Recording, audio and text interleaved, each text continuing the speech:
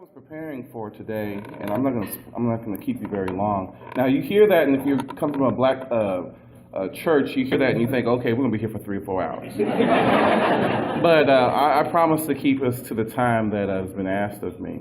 But what I was asked to speak about, this is the time of season when we're talking about gratitude.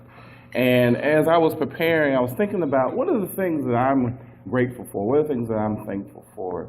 And the first thing that came to mind was what I think is the best compliment I've ever received in my life. And it's probably going to be the best compliment you've ever heard. As a young person, I'm now 44, and when I was about 24, I was working for the first iteration of the AmeriCorps in Atlanta. And I was working with East Atlanta schools there. And I was walking, across and just minding my own business, kind of doing my own thing. And as I was walking, there was an older woman. And when I say older, I'm not talking about 44. I'm talking about like 90, 95. And I was walking by, and she says, young man, you have the most delicious posture I've ever seen.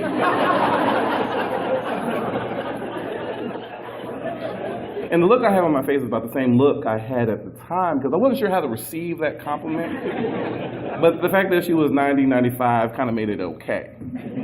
And so that's the best compliment I've ever heard or received in my delicious posture. Remember that, write that down. The other things I'm kind of grateful for, not just kind of, but very much grateful for, are my 2 kids. I have a son and daughter named Karima and Esteban, who are now 17 and 15. So I'm definitely grateful for them. I'll be honest, the other thing I'm grateful for is my mother, because one of the things I did not realize is how hard it is to be a parent. When you're a kid, you just kind of watch your parents do their thing, but you really don't know what it's really like. But it wasn't until I had my own kids when I was in my 30s that I started really appreciating the sacrifice that she made for me. I was so thankful for her sacrifice. My mother, we grew up pretty humble. She wore the same dresses and coats for 10, 15 years, just to make sure that we had things, to make sure we had Christmases where we had gifts. And so she showed me that sense of sacrifice and doing the things that are necessary for her kids. And so as a parent, I was actually seeing that same kind of need to give to my own kids. But I want to just tell you a quick story about one of the last gifts my mother gave me, and one of the things I'm grateful for from her. I had came back to Texas partly because I wanted to take care of my mother because she was ill, and she had, by that time had several heart attacks and strokes to the point where one side of her body she could not use her hand. And so I had to take her to dialysis because her kidneys failed. And if anyone's ever taken care of someone, it can be a real large, huge responsibility. And one of the things they don't tell you about is how, sometimes you get a little angry because you feel like, this is not what I wanted to do. I don't get to spend time with my kids. I had 2 little ones at the time. I didn't get time to spend with my spouse at the time. And so you have these mixed feelings. And so one day when I was taking my mother out on a Saturday, now by this time she had stopped talking. She was making noises. And again, I really didn't understand what was going on. But I felt as her son I needed to take her out sometimes. And so I would take her out. But on this day she was talking. She was speaking, she was in this really good mood, and she's like, I want to go to Whataburger. Now, I was at the time, a little frustrated because, Mom, I need you to take care of yourself, I need to eat healthy foods, but I want to go to Whataburger. I'm like, okay, well, I'm a little irritated, a little upset, and I said, well, I don't want to go to Whataburger, let's just go to Sonic, it's right here. And she's like, no, I want to go to Whataburger. So as my frustration, I was kind of upset, and I decided to go and drive down to Whataburger. And she had her Whataburger, and she ate her Whataburger with her one hand, and her fries with the one hand, and then I would clean up the food, and stuff was on her lap. And I picked it up and I put it away. And we sat there, and I'm kind of steaming a little bit because she's, being difficult. But as I sat there, my mother decided to speak to me again.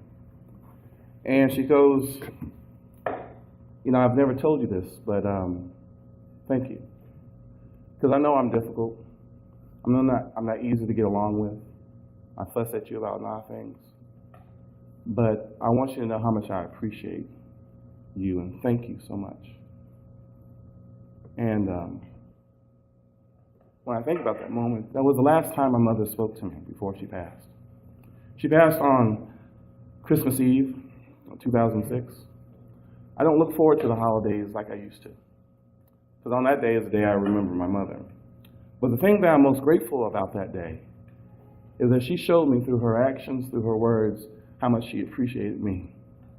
So I tell you that story because, to me, being grateful and showing gratitude to folks, even in the end, is a critical thing to do. And so that demonstration of that gratitude and that love is the same thing I want to show to my kids. But one of the things I'm aware of is that gratitude oftentimes is hard to tap into, especially when we're feeling stress. We have a lot of responsibility. There's always something going on. And so what I wanted to talk with you today a little bit is how do we find that path to gratitude? And oftentimes I find that path to gratitude through self-compassion. Now, you may have heard about self-compassion because there's a professor here named Kristen Neff, who's at the University of Texas, talks about self-compassion. And I want to be real clear with you that, one of the challenges with compassion in general is we have a tendency to do that towards other people. We're really good at doing service for others. We see the little kid and the dogs and the old people, and we're like, oh, let's do something for them, right? That's kind of a natural thing for us to do. And what we see oftentimes is the innocence in other people. We want to take care of them. We see there's a need, and so we do things for others, and we have a tendency to neglect ourselves. And so one of the things that Dr. Neff talked about was self-compassion. And what that is basically that forgiveness and that grace that's directed towards ourselves, particularly during times when we feel inadequate, when we experience failure or suffering. And when you think about, I want you to think about not just for yourself, but also for organization, because oftentimes you experience things of failure and you'll meet the goals that you set. And so it's important in those same instances to be self-compassionate, if not to yourself or to your organization. And there's three components of self-compassion. There's self-kindness, when you actually show them that sense of warmth and encouragement to yourself. There's a sense of common humanity, when you actually have that sense that, we all suffer, we all make errors, we all make mistakes from time and time again. And then there's a sense of mindfulness, when you actually take the time to kind of observe or be mindful of the negative thoughts you may be having, not because you want to just dwell on them, but you want to kind of be there and be non-judgmental, just to kind of experience them as they are. Because you want to receive them, not to suppress them or to deny them, to just just kind of sit with them. Because sometimes it's very hard to sit with those negative feelings. So that's what partly self-compassion is about. I do want to be clear with you. Self-compassion is not self-indulgence. It's not self-pity. Self-indulgence it leaves out accountability and responsibility. And the problem with self-pity is that it isolates you. It encourages you to kind of avoid certain situations. And so you have the self-compassion. The reason I'm talking about because self-compassion allows you to kind of experience the event in context. It allows you to kind of parse out any kind of negative feelings or thoughts or experiences you may be having, but also encourages you to do something different. And so I take you back to my situation with my mother. I could sit there and beat myself up because, I was angry with my mother at the time. I was angry with the responsibility. I was upset because I was missing time with my kids who were young at the time. But you have these two competing responsibilities. At some point, I had to be willing to forgive myself for not being perfect, for not knowing exactly what to do in these situations, of not exactly knowing what emotions I'm supposed to have, because it wasn't exactly a training on taking care of your ill mother in your 30s. And so there's a certain point I have to be forgiving of myself. And the reason I talk about it is because when you're able to forgive yourself, to be self-compassionate, it opens up gratitude. Because you're able to see those circumstances and say, you know what, I really appreciate that circumstance or that situation, or those kind words that I needed to hear at that particular time. As an organization, when you're self-compassionate to maybe not fulfilling all the goals that you want to receive and achieve, that you say, you know what, I'm appreciative of the moments that we had together.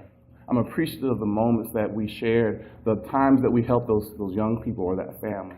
It's really able to show that appreciation, and this is that time of year that we traditionally do that. Is to show that gratitude, to show that self-compassion to yourself. And so I would just encourage you to be self-compassionate to yourself. Be mindful of some of the criticism, not because criticism is a bad thing in itself, but to sit with it, but also ask yourself, how do you improve? How do you get better? And so my time with you today is short. I told you a little story about my mother. My hope is as you walk away is figuring out how do you show gratitude, and hopefully you found a pathway towards gratitude by being compassionate to yourself. And so thank you for this time today, and I hope you have a brilliant and wonderful day.